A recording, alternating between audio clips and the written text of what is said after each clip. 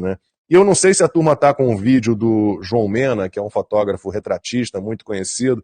O João Mena fez uma análise das fotos do ensaio fotográfico do Alexandre de Moraes. A gente pode ouvir a análise do João Mena. Vamos lá.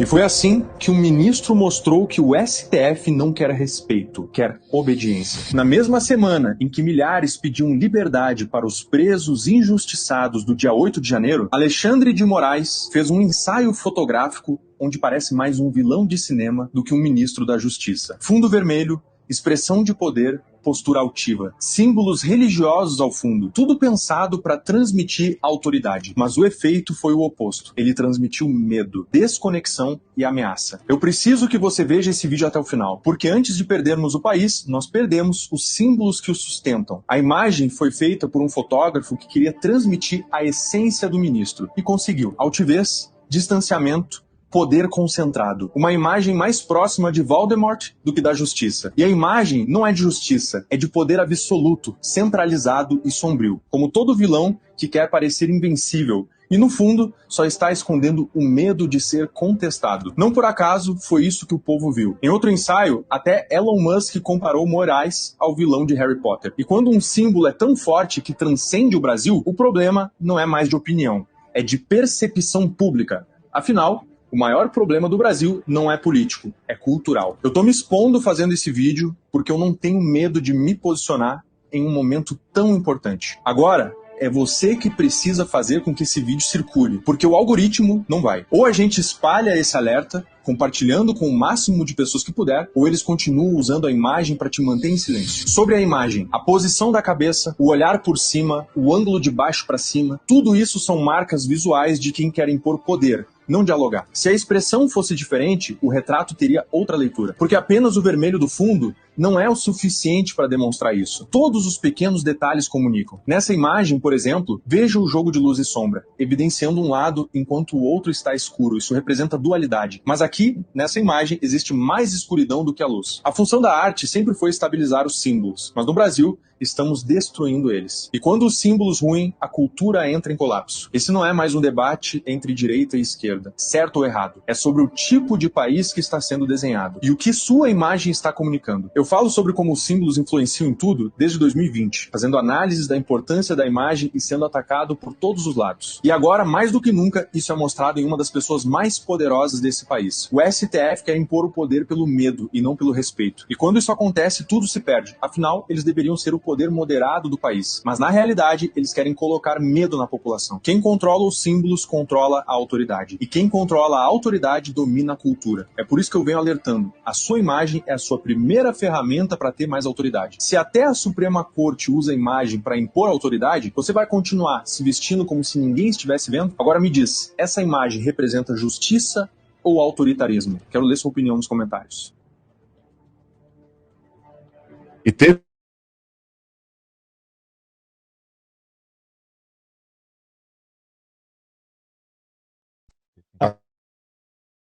Tem alguém mexendo. Aí, agora foi. Tá, agora tá ok.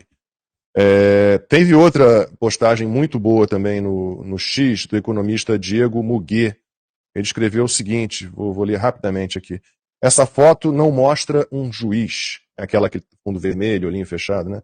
Mostra a consagração de um arquétipo, mostra o nascimento visual de uma nova entidade de poder, o Estado persona, o juiz absoluto, o veredito sem apelação. O fundo é vermelho puro, sem bandeira, sem símbolos da República, porque essa imagem não representa a democracia, representa a sentença. O vermelho é o tom do sangue autorizado, da justiça ritual, da autoridade final. Não é cenário, é altar. A toga não é uma veste jurídica, é uma armadura teocrática. Ela não veste, ela absorve, ela transforma o homem em instituição viva, em corpo total do Estado. Nada mais está presente, só ele. Os olhos fechados não são humildade, são desconexão proposital com o mundo externo. Não preciso te ver para te julgar. Já sei, já decidi. É o gesto do oráculo, do inquisidor, do juiz que já ultrapassou a etapa da dúvida. Essa imagem não foi feita para informar, foi feita para doutrinar, para criar uma estética emocional de autoridade incontestável. Aqui está o poder, você não dialoga com ele, você obedece o que ela comunica, a imagem, é claro, não há três poderes, não há parlamento, não há povo, só há um vértice, uma figura, um dogma. A toga cobre tudo. Esse é o novo símbolo do poder brasileiro, não mais o debate, o voto ou a Constituição, mas a imagem, a toga, o silêncio e o medo de pisar fora da narrativa. Lude, é a personificação da vaidade total, né? A pessoa se achando, né? Acho que você que é juíza, eu uso o verbo no presente, né? Apesar da aposentadoria compulsória, é a representação do que um juiz não deve ser, talvez. Exatamente. Eu até pedi para deixar rapidamente essa imagem, por favor. Obrigada. Olha, eu ia pedir para a audiência, olha bem para essa imagem, assim, com sinceridade, olha com um coração limpo. E tenta entender o que essa imagem te evoca. Que sentimento essa imagem faz gerar dentro de você. Você consegue olhar para essa imagem, assim, com sinceridade, você consegue olhar para essa imagem e sentir alguma coisa boa? Você consegue sentir paz? Você consegue sentir serenidade? Você consegue sentir uma sensação de justiça? Este juiz que aparece nessa imagem consegue evocar em você aquela certeza de, poxa, esse cara é um juiz que vai dar decisões justas. Ou ao contrário, essa imagem, com essa pose, com esse fundo vermelho, ele vai evocar em você uma imagem de um juiz vingativo. Então, assim, como o João Mena, ele muito bem falou, realmente essas imagens, elas comunicam. As imagens, elas falam por si sós. E essa imagem, para mim, ela está comunicando muito, assim como as outras. Ele fala, aquela imagem em que o Moraes aparece, assim, num perfil, uma imagem de preta e branca, em que parte do rosto dele está com luz e parte do rosto dele está com sombra. E a maior parte do rosto dele está na sombra. O que também comunica algo. E esse fotógrafo, eu acho que ele conseguiu captar a essência dele, que é muito mais de sombra do que de luz.